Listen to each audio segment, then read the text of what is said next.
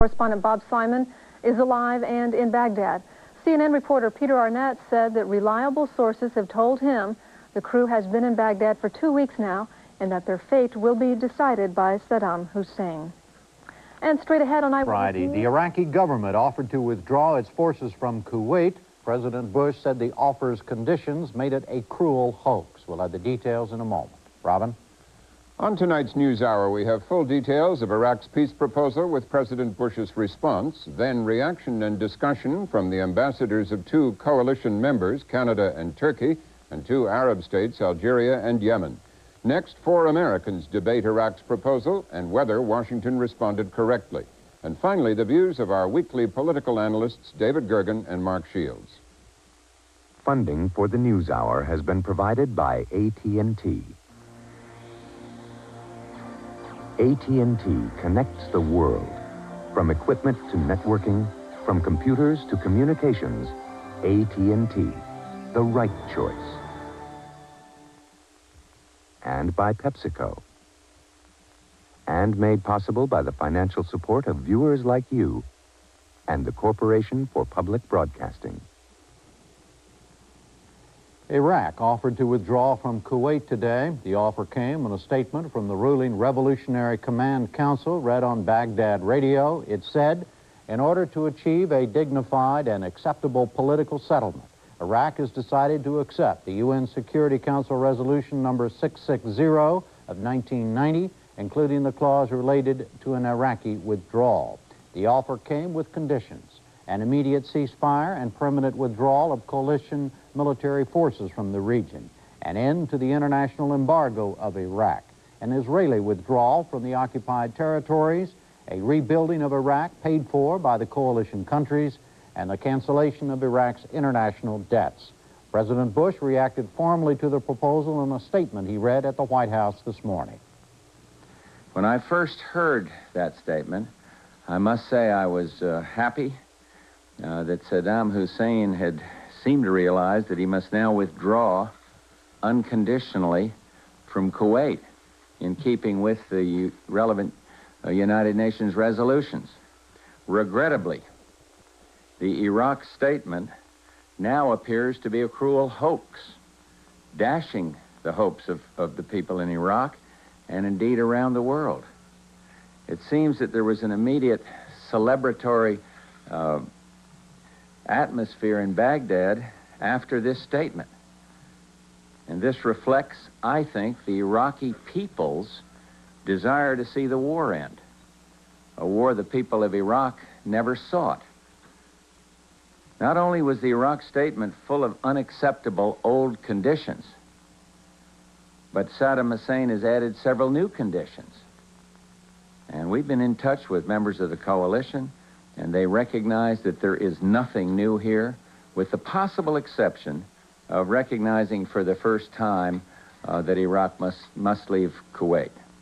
Now, let me state once again, they must withdraw without condition. There must be full implementation of all the Security Council resolutions, and there will be no linkage to other problems in the area, and the legitimate rulers of Kuwait must be returned to Kuwait. Until a massive withdrawal begins, with those Iraqi troops visibly leaving Kuwait, the coalition forces, acting under United Nations Resolution 678, will continue their efforts to force compliance with all the resolutions of the United Nations. But there's another way for the bloodshed to stop, and that is for the Iraqi military and the Iraqi people to take matters into their own hands, to force Saddam Hussein, the dictator, to step aside and to comply with the United Nations resolutions and then rejoin the family of peace-loving nations. We have no argument with the people of Iraq. Our differences are with Iraq's brutal dictator. And the war, let me just assure you all, is going on schedule. Of course, all of us want to see the war ended soon and with a limited loss of life. And it can if Saddam Hussein would comply unconditionally with these UN resolutions and do now what he should have done long, long ago. So I'm sorry that after analysis and reading the statements out of Baghdad in their entirety, there is nothing new here. It is a hoax. There are new demands added, and I feel very sorry for the people in Iraq, and I feel sorry for the families in this country who probably felt as I did this morning when they heard the television that maybe we really had a shot for peace today. But that's not the case, and we will continue. We will pursue our objectives with honor and decency, and we will not fail.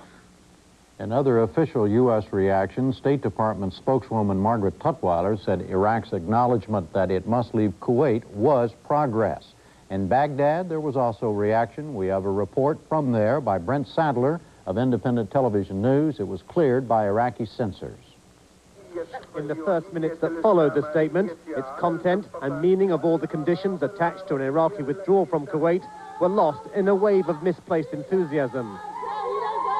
Many Iraqis failed to grasp the implications of what the initiative meant and how it would be received by the Allied coalition. Guns were fired in many parts of the capital in celebration of what they thought was an Iraqi victory. They got carried away with it. Sporadic shooting went on for about an hour. This is what Iraqis thought. It's good because it's maybe a beginning to peace for all the neighbor countries. The news is good because Mr. Saddam Hussein tell us that the war is stopped. The initial excitement and optimism quickly died down as Iraqis realized that the radio broadcast had been misinterpreted by a number of civilians and soldiers. They believed it meant the war was over. By late afternoon, people were calm, almost subdued. They began to realize that Allied rejection of the proposals would be almost certain. The UN Security Council delayed its morning session on the Gulf War to study Iraq's offer. Secretary General Peres de Cuellar said it deserved careful study despite the conditions attached to it. Elsewhere in the world, initial reaction was guarded, with many of the Allied nations demanding deeds to match Iraqi words. As the day wore on, however, the rhetoric became harsher. This afternoon, British Prime Minister John Major had this reaction. I think it is a sham, most certainly, yes. It really doesn't seem to be a serious attempt. Rather than it having anything fresh, it seems to have added fresh conditions to those that existed before. He refers to Resolution 660 and not Resolution 678. And he must have known that the sort of proposals that appear to have come out of Baghdad are really for public presentation and in no sense a realistic attempt to reach a conclusion that could remotely have been acceptable to public opinion in the West or any of the Allies. The Soviet Union has been in the forefront of recent diplomatic efforts to end the war. For the Soviet reaction to today's events, we have this report from Moscow by Penny Marshall of Independent Television News. Mr. Gorbachev was more welcoming of Iraq's statement than his Western counterparts. His spokesman said the president had received news of Iraq's announced intention to withdraw with satisfaction and hope. The television newsreader broke into scheduled programs to tell the news and congratulated everyone on the happy turn of events. The timing of Baghdad's statement, just 2 days after Mr. Gorbachev's special envoy, Yevgeny Primakov, returned from Iraq, does suggest some Soviet influence. The Iranian foreign minister arrived here tonight for talks with the Soviet foreign minister and Mr. Gorbachev. And on Sunday, Iraq's foreign minister, Tariq Aziz, is expected in Moscow. Although the Kremlin has reiterated its support for Iraq's unconditional withdrawal, there was some disappointment here tonight at America's swift negative response. The Kremlin's message to the White House, don't lose hope. Israeli Prime Minister Yitzhak Shamir called the Iraqi offer an act of deception. He said he thinks Saddam Hussein will be deposed. At a meeting in Cairo, Kuwait's foreign minister joined those denouncing the Iraqi offer. He said it contained unacceptable linkage to the Israeli-Palestinian problem. But Jordanian officials welcomed it. They said it was a very positive step. They urged the allies to take it seriously. The people of Jordan also reacted strongly. On word of the Iraqi announcement, large crowds marched on the U.S. Embassy today shouting anti-American slogans. The U.S. Military Command said today's developments would not change their battle plans. At a briefing in Saudi Arabia, Marine Brigadier General Richard Neal was asked how Allied forces would react if Iraqi troops headed home without a formal ceasefire agreement. I think our response would be, as it has been for the past, 30 days. Until our mission is changed by the National Command Authority, we're going to execute our campaign plan to the letter. If I may follow up. Sure. Suppose they're just trying to save face. They can't say they're surrendering, but they're de facto getting out. Would we block them from getting out on those terms? I think, putting yourself in a pilot seat or in a ground combat or whatever, it'd be a difficult equation for us to try and say, well, he's now withdrawing. He may be just relocating, repositioning his forces. So until we're notified by higher authority, we're going to continue to execute our mission as has been handed down to us from the initiation of the campaign plan. Word of the withdrawal proposal spread quickly among coalition troops in Saudi Arabia. Many gathered around portable radios and television sets to hear the details. Their reactions were mostly skeptical. I think I'm going to clean my pistol and get ready. Same here. You don't believe him? Trust him, he said he wasn't going to invade Kuwait right before he did it, right? So, why trust him now? Nah, I figure it ain't going to work. We still have a job to do because he hasn't pulled out yet. So either he's going to pull out on his own or we're going to have to go in and kick him out as we're trying to do right now. How do you think the U.S. forces as a whole should react militarily? We'll still bomb them, and I still think that we should go to the ground forces. The ground forces will get them out of their bunkers and everything and pull them out. That's the only way we're going to actually get them out because they're dug in too deep. And that's the ground forces, the only way it's going to get them out of Kuwait. What do you think about the news we're hearing this morning, Sarge? At first I was really excited about it, and then I started thinking about it, and it sounded like Saddam, he's probably trying to think of something else, either build up his communications or try something new if we stop our bombing. Kuwaiti pilots returning to their base in eastern Saudi Arabia had similar reactions. I just heard now. I'm not surprised. What's the situation like up at the front now? Terrible for them. You couldn't find a new target. Most of the targets had been hitting twice and twice. Do you think the Iraqis, though, are going to withdraw now? Well, I don't think so, but we will keep it up, bomb them until they will go out of Kuwait. If they do withdraw, when do you hope to get back to Kuwait? I hope as soon as possible. I hope so. Gulf War Update. I'm Gary Shepard in Los Angeles. Soviet officials say they are urgently awaiting the arrival in Moscow of Iraq's foreign minister, Tariq Aziz, for talks on Monday with Mikhail Gorbachev. The New York Times, in a front-page story, says the United States has agreed to hold off on a ground offensive against Iraqi troops until after the Gorbachev-Aziz meeting. Another Scud missile attack tonight against Saudi Arabia. This time the target was the port city of Jubail, but the Scud was intercepted and there were no casualties. President Bush has rejected as a cruel hoax Iraq's offer to pull out of Kuwait, an offer with many strings attached. This has been a Gulf War Update. This is Action News 8, Weekend. Good evening, everyone. Thank you for joining us tonight. Reports out tonight suggest that a U.S. ground war in the Saudi desert could occur within the next 3 days.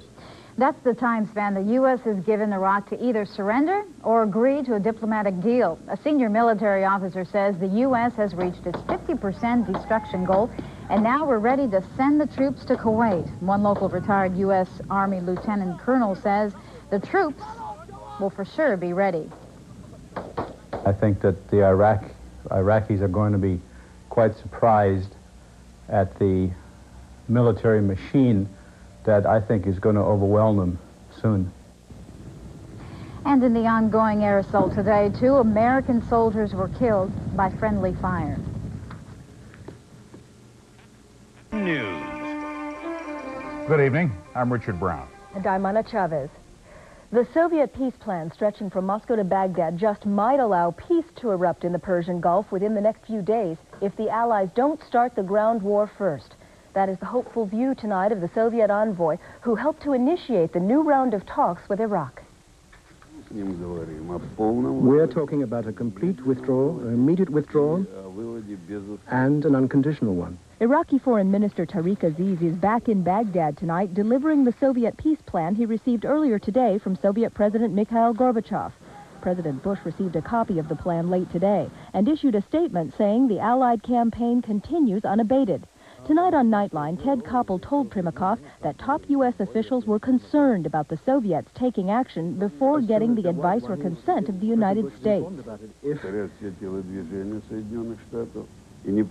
People believe that we have to report everything to the United States and not have any individual line, then this is a mistake. The Soviet Union has not been reduced to the status of a secondary power. While the Allied air assault continues tonight, so do the unattributed Pentagon leaks.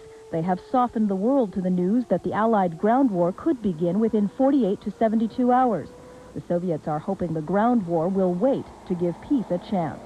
If we start a massive operation, land operation, without replying to the Gorbachev plan, which is being given to Tariq Aziz, and without the world knowing what the reaction has been of Iraq to this, then we would be assuming a great responsibility in history.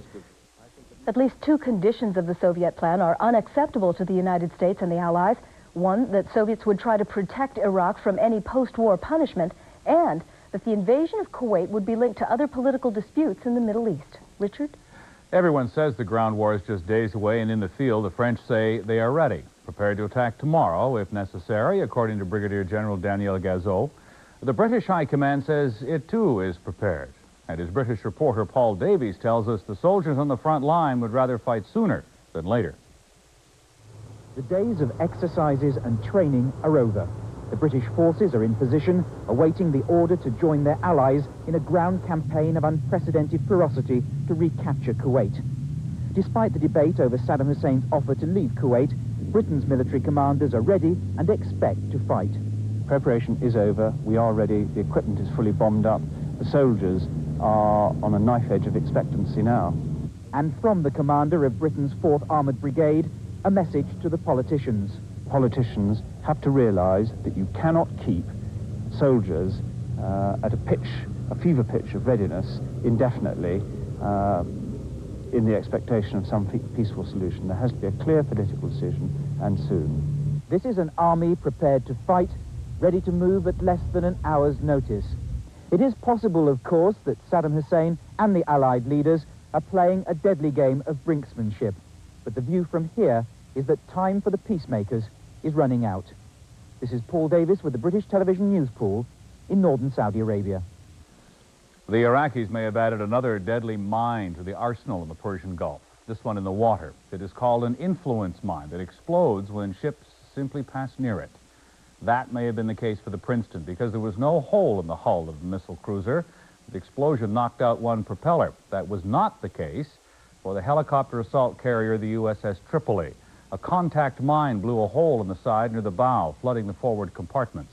The explosions occurred 10 miles and 2.5 hours apart, injuring a total of 7 sailors, 1 seriously. As the Allied Armada continues to sail into position for a ground war, the threat of mines is constantly there, and crews are ready to destroy them or to mark them for destruction later. So far, 80 mines have been destroyed. This was the first mine damage to Allied vessels since the naval buildup began. Anna? Experts say a worst-case scenario of ground war might mean that as many as 25,000 Americans could be... They don't have the know-how in final guidance, and therefore the last solution that they can have is the super gun. Take in the case of Iraq, you only need 2 guns, possibly, one facing east, one facing west, and you can command most of the Middle East.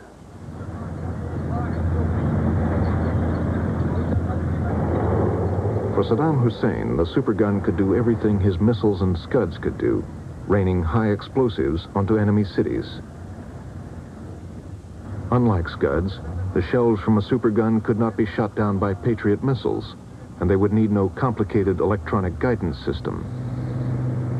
We're not talking about pinpoint accuracy, we're talking about accuracy of hitting a city. In Tel Aviv, for taking the prime target, everything is compressed into a relatively small area. And it's a relatively small target, and it could be neutralized relatively quickly. it would be literally the famous bullet that fires in the air. In this case, it wouldn't be where it lands. I know not where. You would know exactly where it was going to land. Building a supergun was a cloak and dagger operation.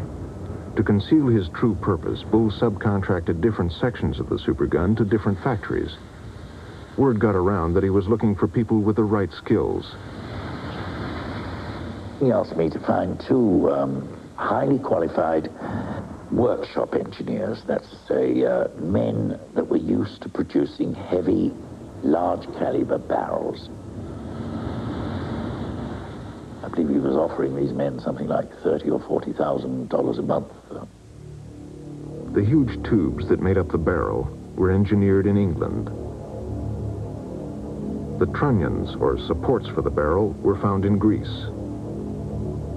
Pipes, pumps, and valves from Switzerland made up the recoil system. 75 tons of steel parts forged in Italy formed parts of the breech. Altogether, companies in 8 countries were involved. Now, Dr. Bull spoke to me about powder, and he was obviously very interested in the types of powder used. In a gun like this, you will want a comparatively slow-burning powder. Bull's powder was made at a factory in North Belgium. The workers were paid extra money, and the work was done in great secrecy. But then the factory's parent company went broke and was taken over by a British company headed by Dr. John Pike. When Pike entered the headquarters of his new acquisition, he found a highly suspicious contract in the company's files. It was a contract for the supply of 2 types of a particular gun propellant. The gun propellant was not in itself unusual. It was the sort of propellant that can be used for a number of different systems. However, what was unusual was the actual physical size of the pieces of propellant that were to be supplied. Pike also came across a memo written to Dr. Bull by his associate, Dennis Lister. In it, Lister detailed the test results for 2 kinds of propellant. The Belgian factory had been making propellant for 2 systems, one 350mm prototype and a huge 1000mm gun. That's a 39-inch diameter. The story is that the System 350 propellant was intended to be used as the propellant for this experimental gun. Once the experimental gun was working, then the 1000mm system gun could be finally designed. Its propellant could be finally designed. The tubes seized in England came in 2 sizes, 350mm and 1000mm. Reportedly, the 350 had been tested in 1989. Later that year, a firm order was placed for the 1000mm propellant.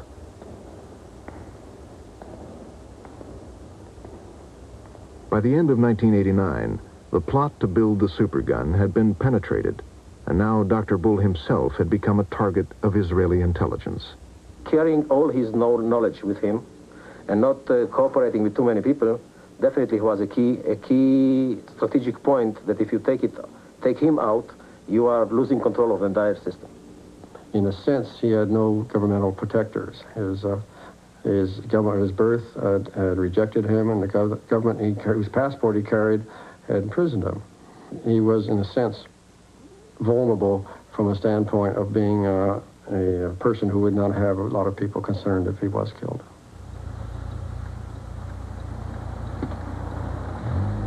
Bull apparently knew his life was in danger. He told friends about threats from Israeli intelligence, Mossad.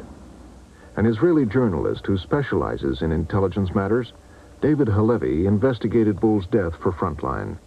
His account is based on briefings from a senior officer in Israel's Ministry of Defense, a top Mossad official, and conversations with 2 field agents. Another warning was offered to Bull. The guy saying, "Sir, if you carry on, we will have to take harsh action against you, against your companies, and against the people involved with you." Basically, he walked away from the meeting. I mean, he said, "I don't want to listen, I heard enough."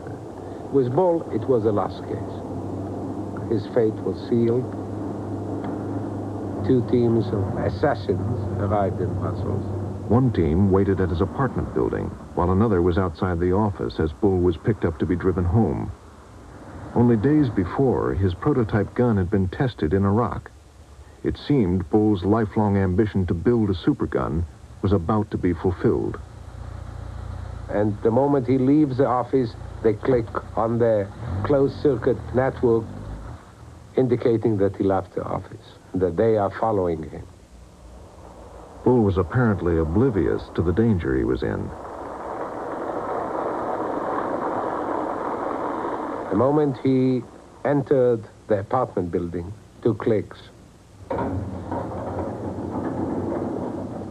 And while he is going up to the 6th floor, the team that was in the apartment building, waiting in ambush, is rushing to the 6th floor through the emergency staircase, not using the elevator. Jerry Bull and the team appear together at the entrance to his apartment. One guy opens fire, 5 shots. You don't hear any noise. The only thing you will hear is a whoop, whoop kind of noise. And they're gone. According to Halevi's sources, the hit team was driven to the train station in Brussels and took the first train out of town to Germany.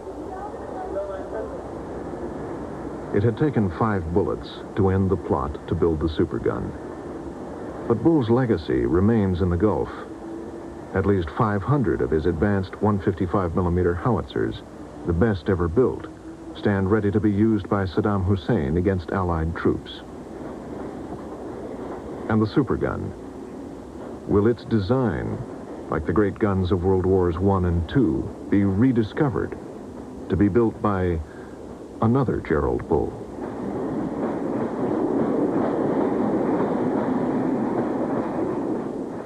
Reporting from Washington with the latest on the Gulf War, Ted Koppel. It would probably be too harsh to describe it as a peace scare, but what more, after all, could the Bush administration want than to achieve its goals in the Persian Gulf without further loss of life?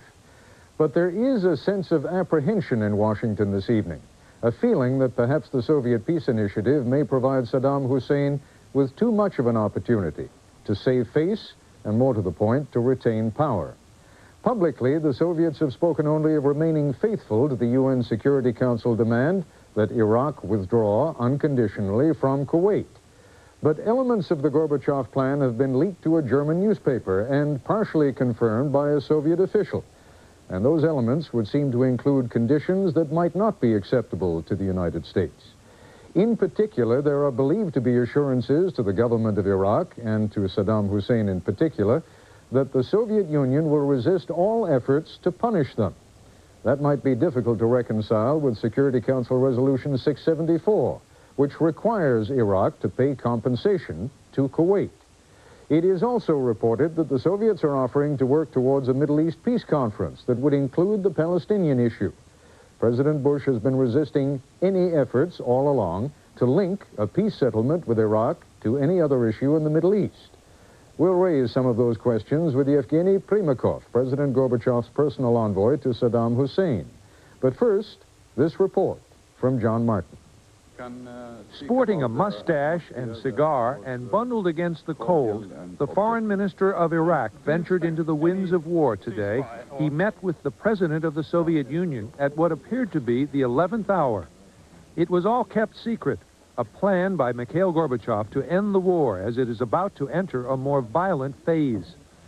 Tonight at the White House, after studying the text on his return from Maine, the president issued a statement agreeing to keep the plan secret, but warning, our military campaign remains on schedule. What is in the plan? ABC's Jim Laurie has been checking around Moscow, looking into the cards offered Saddam Hussein. We understand that they guarantee the territorial integrity of Iraq. They also say that Moscow will oppose any moves to punish Saddam Hussein, and they call for a conference on the Palestinian issue. These are issues that they believe will be a face-saving formula for Saddam Hussein. But saving face for Saddam Hussein is not one of the original objectives for which the U.S. entered the Gulf conflict. What are these objectives? For more than 5 months, Americans have heard a series of strategic reasons for being in the Gulf from the lips of George Bush. Iraq must withdraw from Kuwait completely, immediately, and without condition. Kuwait's legitimate government must be restored. The security and stability of the Persian Gulf must be assured, and American citizens abroad must be protected. Those 4 main objectives have been backed up by a series of United Nations resolutions. They remain the stated reasons the Allies are there. We've also made it clear that in the interest of security and stability in the region, we wanted to destroy a strategic military capability. We've done that now as well. We flew over 2,400 sorties today, bringing our total to 80,000 sorties to date. We think all of his nuclear is gone. We think all of his biological is gone. We have destroyed over 1,300 tanks. We believe he's down 90% in his ability to move things. 800 armored vehicles. That army in the field is hurting. 1,100 artillery pieces. His military position is precarious. But some military experts believe the job isn't done. While Iraqi military units have suffered, says Anthony Cordesman, the remaining forces must be defeated in the field or forced to withdraw empty-handed well back from Kuwait. If he can take his armored divisions and his mechanized divisions out with all his equipment and supplies, that immense military machine can be left virtually anywhere. And if it's left anywhere near Kuwait, it is a little like putting your neck in a guillotine and having somebody agree not to drop the blade, except they keep their hand on the cord. The president seems worried about just that. In recent days, he has taken the stated goals and carried them far beyond their original expression. And there's another way for the bloodshed to stop, and that is for the Iraqi military and the Iraqi people to take matters into their own hands and force Saddam Hussein, the dictator, to step aside and then comply with the United Nations resolutions and rejoin the family of peace-loving nations. Since the war began, I think the implicit goal of the United States is to encourage the removal of the Saddam Hussein and Ba'athist regime in Iraq. I would speculate that the administration is coming to the conclusion that that's getting more and more difficult, and that would certainly encourage the White House to consider the Gorbachev Peace Initiative more seriously. Saddam Hussein by himself is not a threat. It is the military tools that are open to him which are the primary threat. If he is denied the army and he is denied resupply of military equipment, then he is at most a political voice and one that may not survive that military defeat. If Saddam Hussein were to agree to the Soviet plan tomorrow, the Pentagon and the White House would face a difficult choice: to start a ground war or go along with the Soviet plan for an Iraqi withdrawal. And theoretically, right now, if they left Kuwait, we could declare victory. If we keep changing our objectives, that makes it more difficult to declare victory, and also it sort of keeps putting victory another step ahead of us. And in terms of the military, the more ambitious your objectives, the more time it takes, the more losses it involves, the more expense. What is the actual political objective which has been set to the military? Is it simply to regain Kuwait, or is it to overthrow Iraq? And make up your minds which you're trying to do, and then devise your strategy accordingly. So this becomes a pivotal moment. What may not be known for some time is whether, for its own purposes of retaining influence in the Arab world, the Soviet Union is foreclosing American options before they are chosen and preventing the United States from achieving its greater objective of removing Saddam Hussein from power. This is John Martin for Nightline in Washington. Standing by now live from Baghdad is ABC correspondent Bill Blakemore. Bill, I would assume that there is a considerable sense of expectation in Baghdad awaiting the return of Tariq Aziz. Have you been able to talk to anyone about it, or did it manifest itself the same way as last Friday when there was quite literally jubilation in the streets? There's no jubilation in the streets here. We were able to walk around during the day and even late into the afternoon in several neighborhoods, and certainly people are all waiting for news from those Soviet-Iraqi meetings. It's just after dawn here now. We don't know whether Tariq Aziz has made his way back into Baghdad or not. The news we do have from here is that it was an extremely noisy night. There was very little sleeping done in this hotel. The bombardments were very heavy on the outskirts of town and here in the middle of town. At times they shook the hotel itself. So I don't think there's anybody in Baghdad who thinks the war is over yet. What is the sense in Baghdad with regard to the Soviet Union at this time, Bill? Is there a feeling that the Russians are going to help them pull their chestnuts out of the fire? We have very limited access to any, we have no access, in fact, to any official statements or ideas, but the few people I've been able to talk to who are generally informed point out that there is a long, 30-year-long relationship with the Soviet Union and that they are a natural go-between in this case. Nobody is being prepared for peace here. There is a genuine waiting, thinking it might happen. All right, Bill Blakemore, thank you very much. When we come back, the Soviet Union's top Middle East troubleshooter who attended today's meeting between Mikhail Gorbachev and Tariq Aziz. Note to my brief conversation with Bill Blakemore a moment ago, we have just learned that the Iraqi Foreign Minister, Tariq Aziz, is still in Tehran, and he is due to meet at this hour with the Iranian President, Hashemi Rafsanjani. Joining us live now from our Moscow bureau is the Soviet Union's top Middle East envoy, Yevgeny Primakov, who met with Saddam Hussein last week in Baghdad in an attempt to broker a peace deal. Today, Mr. Primakov was present at the meeting between Iraqi Foreign Minister Tariq Aziz and Mikhail Gorbachev at the Kremlin. I would like to ask you, first of all, before we talk about today's meeting, what it was about your meeting last week with Saddam Hussein that caused you to believe that there was a chance, that caused you to come back to Moscow somewhat optimistic.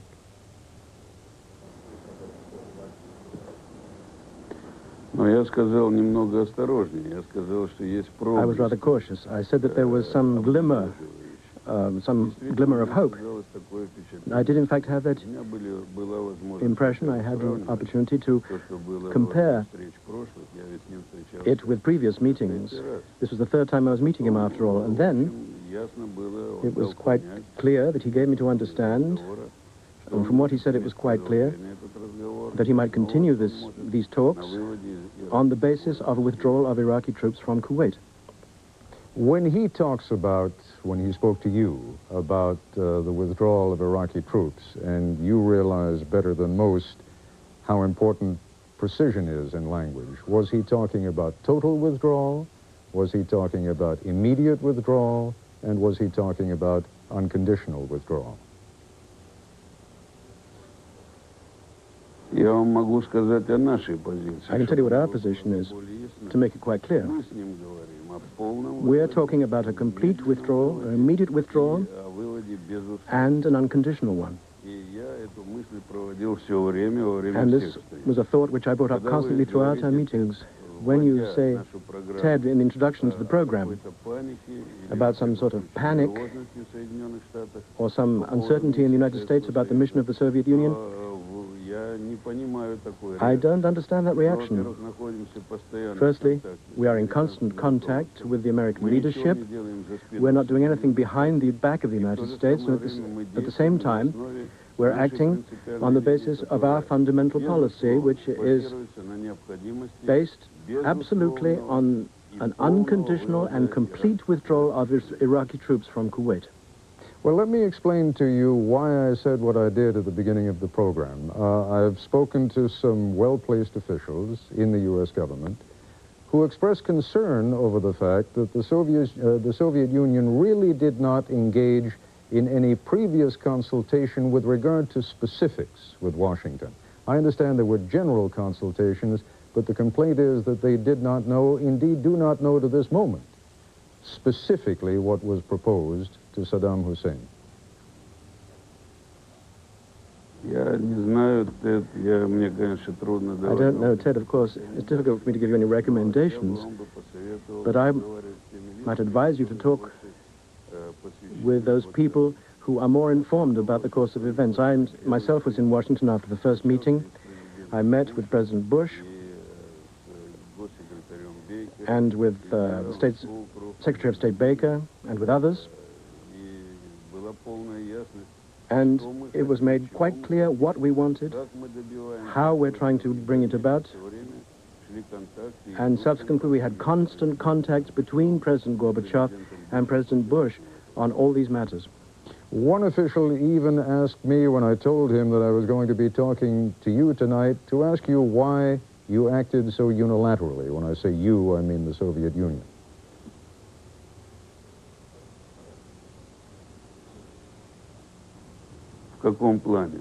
In what way? Unilaterally in the sense that it was only, I gather, this evening that the final message came to President Bush. Up until today, specifically what President Gorbachev proposed to Saddam Hussein was apparently not shared with the United States.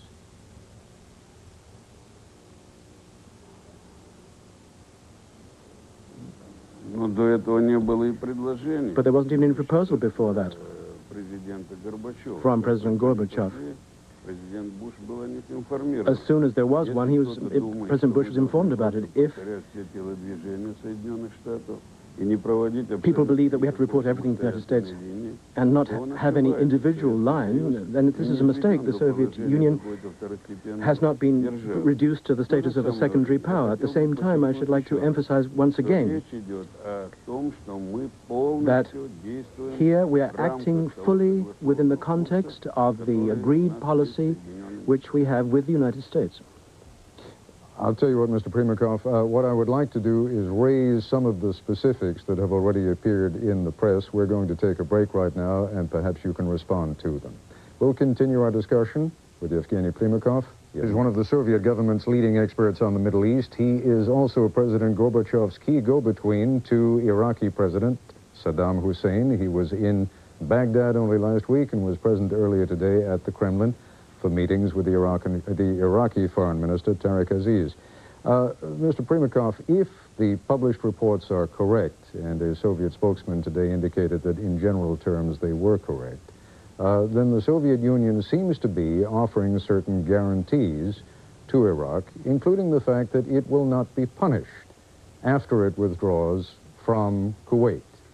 I draw your attention to the UN Security Council Resolution 674, which calls on the Iraqis to pay compensation to the Kuwaitis.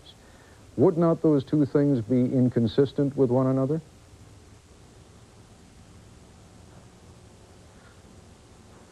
I think the main contradiction now in the position which you've expressed is you're abstracting yourself from the fact that the war is going on, and the war may continue and may cause tremendous casualties to both sides. And there's an ecological catastrophe, and the world may be faced with an ecological tragedy. And those conditions, the main thing, as I see it, is now to ensure the withdrawal, the unconditional withdrawal of Iraqi troops from Kuwait. Unconditional, may I stress that word. This is precisely our position. And a complete withdrawal, and then put an end to the war, of course. And all remaining issues can then be resolved. Or do you think that we now have to work out the question of compensation, hammer that out, and as a result of that, save the people, save both countries as victims? I don't think this is the way to look at the issue. No, I understand, Mr. Primakov, but the point I would make is that once you have gone beyond the point of a complete and unconditional and immediate withdrawal of Iraqi forces from Kuwait, anything else that is then mentioned in any agreement takes on the form of an additional condition. So I'm wondering, and the reason I've been asking earlier in this program about your informing the U.S. government, I'm simply wondering whether you think that will be acceptable to President Bush, who has stated time and again that he will not accept any conditions.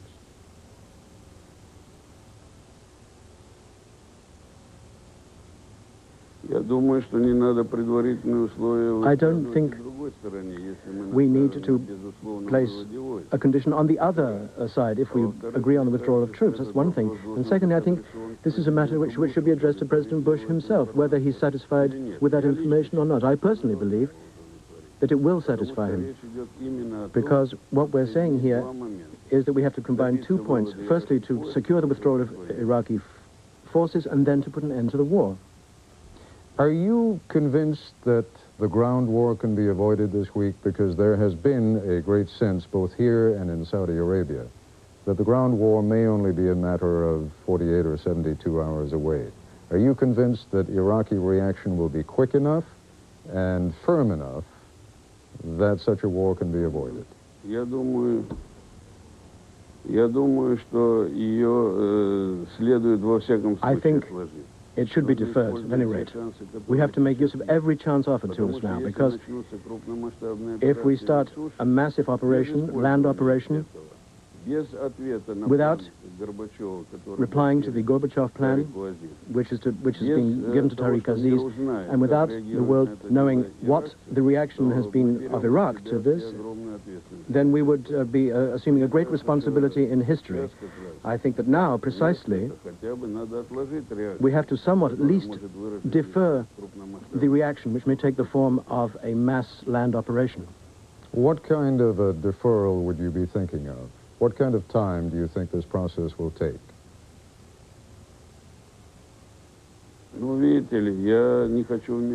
see, I don't wish to intervene or interfere in military affairs, particularly since President Bush, as you've just said, has already stated that everything will go according to schedule. But I think that the reaction should be forthcoming from the Iraqis to this proposal. If the reaction is satisfactory for the world community, then we would have to act within terms of the next few days, for example. Well, I guess what I'm asking you, Mr. Primakov, is it seems reasonable to ask you how much time you think will be necessary for Tariq Aziz to get back to Baghdad, how much time will be necessary for him and Saddam Hussein to discuss your discussions, for him to return to Moscow with an answer. If a ground war were only 48 or 72 hours away, I can see where those two things might intersect. I don't think he has to return with a reply, actually. You mean I don't think he necessarily has to come back to Moscow with a reply. There are other fora for information and for taking decisions. But exactly how much time Iraq will need, I think he would have got to Baghdad much quicker if there hadn't been a declaration by an American general that he couldn't guarantee his life. Therefore, he's got to go by a circuitous path in order to return in safety. A quick last question to you, Mr. Primakov. We're essentially out of time, but I would be remiss if I didn't ask you. At this point, knowing the Americans, knowing the Iraqis, and knowing the proposal puts you in a rather unique position. At this moment, are you optimistic that peace can be achieved?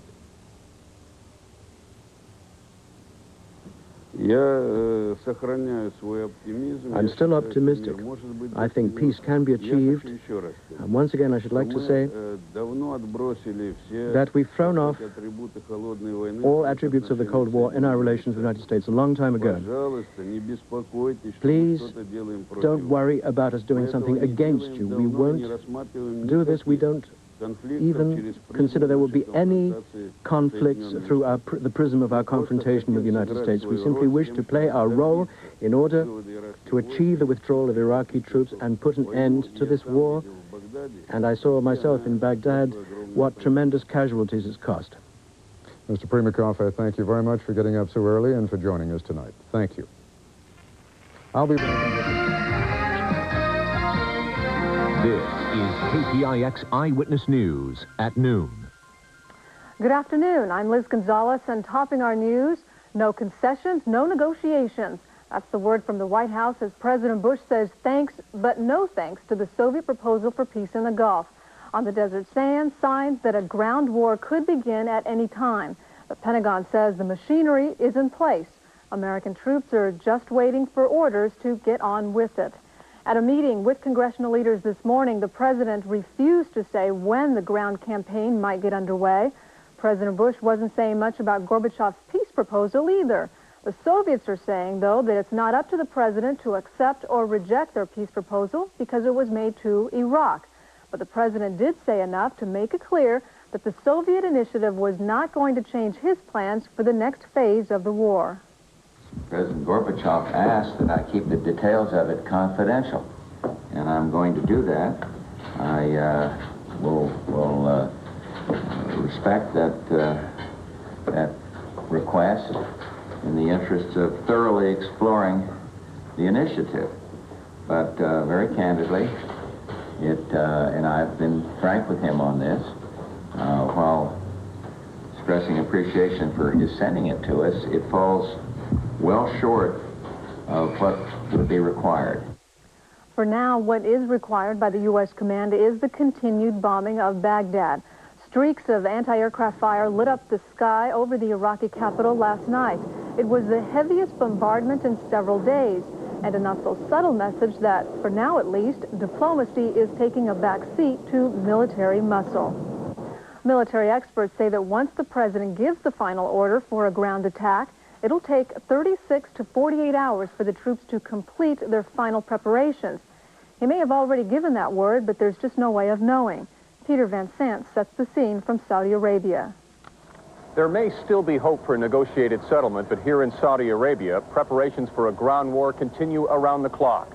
U.S. forces are on the move, getting into attack positions. U.S. Marines from the 2nd Division, heading north in the Saudi desert, moving into staging areas for an assault on Iraqi forces. These Marines are ready and eager for a fight. They believe the quickest way home is through Kuwait and Iraq. We're just going to keep moving until we get to Baghdad. When we get there, we're going to find a payphone and call home. Some small units of the 2nd Marine Division have already ventured into the no man's land between Saudi Arabia and Kuwait, testing the enemy's defenses and readiness. All along the border, U.S. troops are constantly shifting positions. We continue to keep moving them laterally and north and south along the border, not only for training purposes, but also so that we can confuse the intelligence gathering capabilities of the enemy. Give me 5 guys, let's go! On the sea, there remain unanswered questions this morning on why minesweepers didn't clear the path for 2 U.S. warships which were damaged by mines yesterday, injuring 7 sailors. Crewmen on the Tripoli, a helicopter carrier, were awakened when a mine blew a 16 by 25-foot hole in the ship's bow. The ship started to rock, and I heard a loud blast, and I saw water spray over the bow. It shook the whole place, about threw me out of my rack. I was just scared to start thinking about home. A military spokesman says the Tripoli will likely be repaired at sea and remain in battle-ready position. But the other ship that was hit by a mine, the missile cruiser Princeton, is on its way back to port today for repairs. Peter Van Sant, CBS News in Saudi Arabia. Knocking the billion-dollar Princeton out of service is the biggest material loss the Iraqis have handed the U.S. since the war began. It's hard to fathom that kind of money, but that's just what Dick Cheney was doing on Capitol Hill today. He was there to testify about the president's defense budget. Cheney drew the most attention, however, with his remarks about the Soviet peace plan. He said that any kind of ceasefire or pause in the war would be very dangerous because it would allow Saddam Hussein time to regroup. Well, one of the truly big guns of the Gulf War started firing again today. The battleship Wisconsin, with its 16-inch guns among the largest caliber in the world, started shelling again after a week of lull.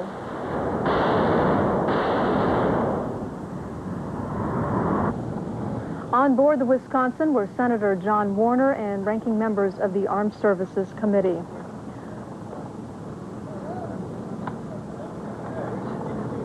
For weeks now, we've been hearing reports of Iraqi warplanes going to Iran. Well, today, the first pictures just released by foreign television. You can see an Su-20 and a 2 U-22 jet on the ground in the town of Hamadan. Over 100 Iraqi planes have taken refuge in Iran. The Iranian government has said that it will keep the planes until the war is over.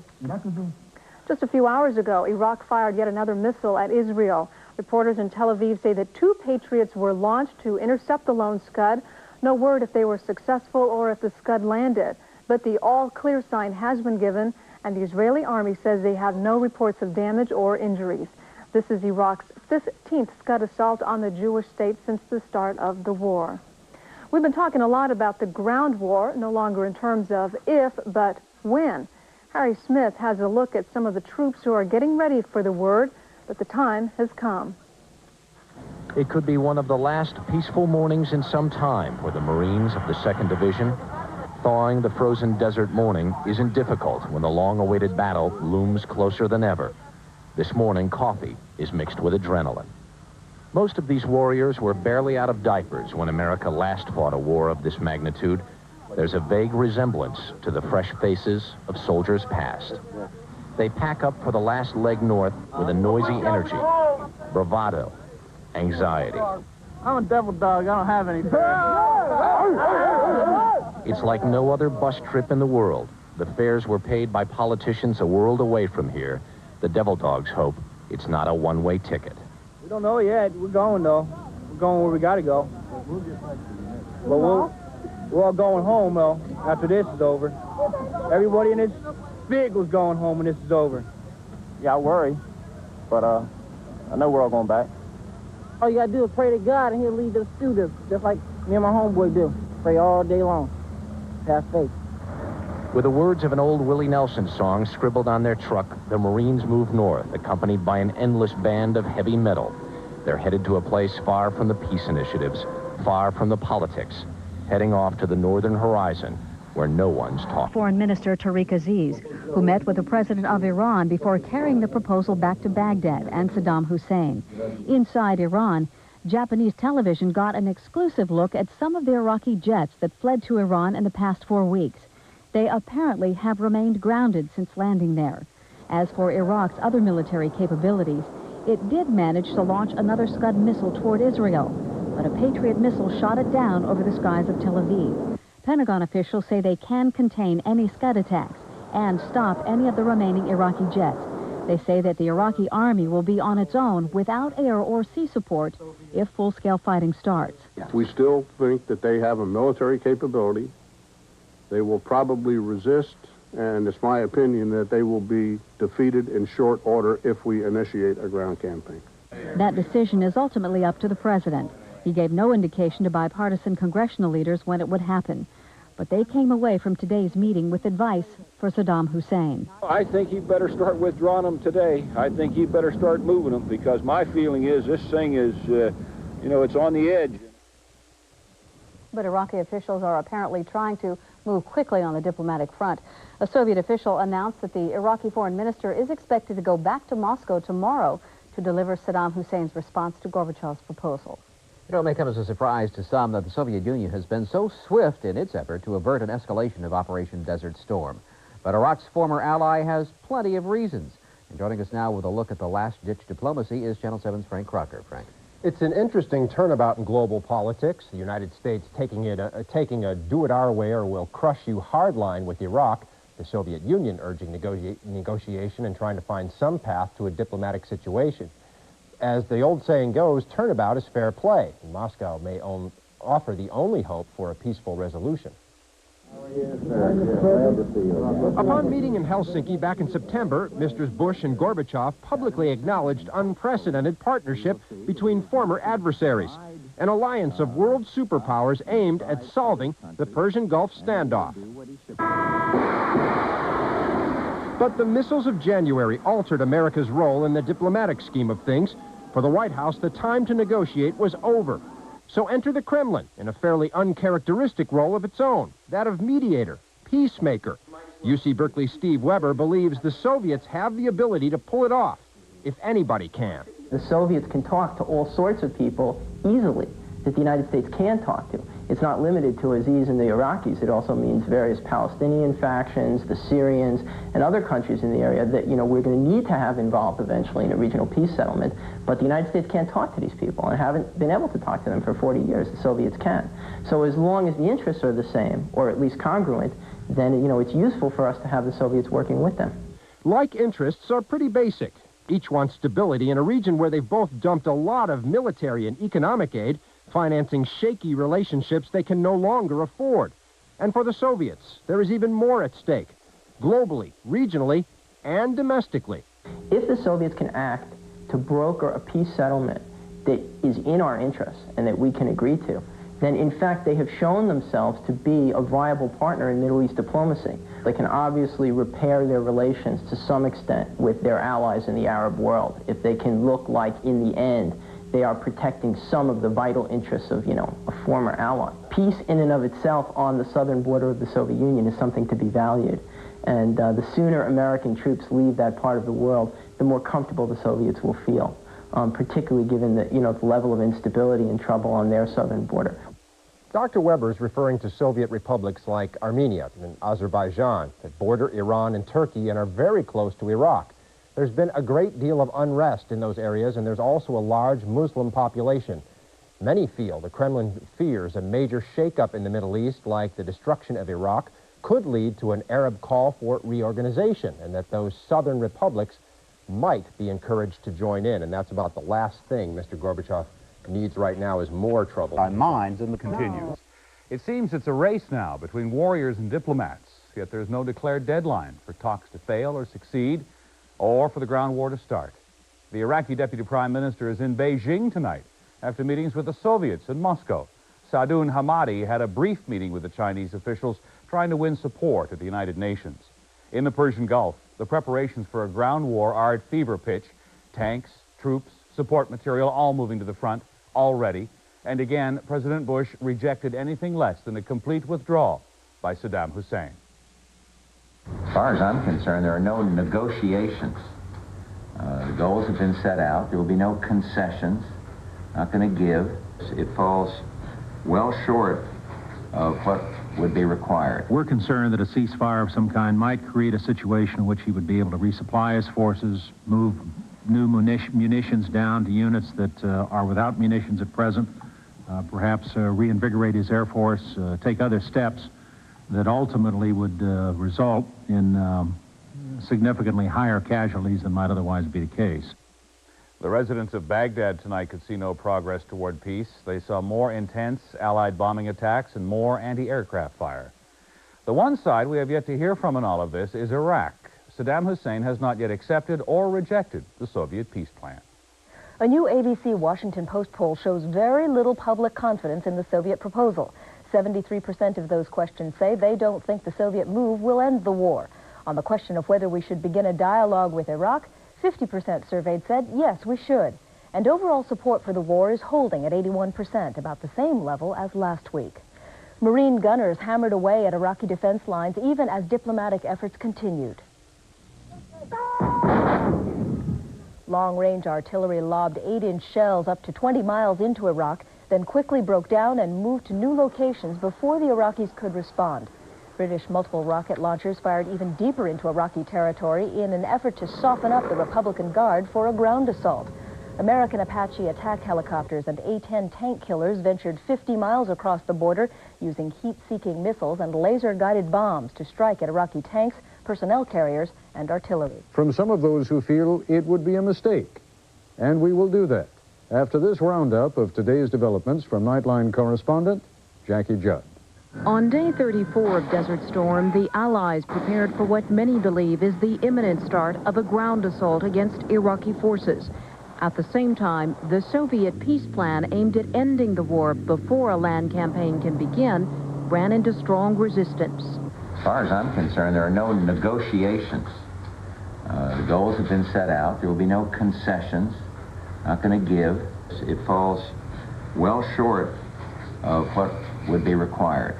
On Capitol Hill, Defense Secretary Cheney said militarily it makes no sense to stop the fighting, as the Soviets and others have suggested, while diplomacy takes over. We're concerned that a ceasefire of some kind might create a situation in which he would be able to resupply his forces, move new munitions down to units that are without munitions at present, perhaps reinvigorate his Air Force, take other steps that ultimately would result in significantly higher casualties than might otherwise be the case. In Moscow, there was a frosty response to the administration's position.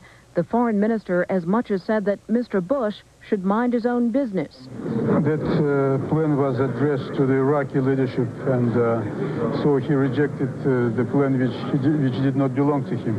And but at the same time, I haven't heard that statement. I believe that what we are doing is within the framework of the United Nations Security Council resolutions.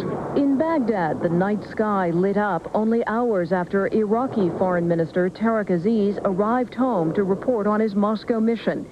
We asked correspondent Bill Blakemore if there's a link between the extremely heavy bombardment and the peace initiative. I guess there were about 3 basic theories. One, that it was a way for the Americans and allies to say no to that peace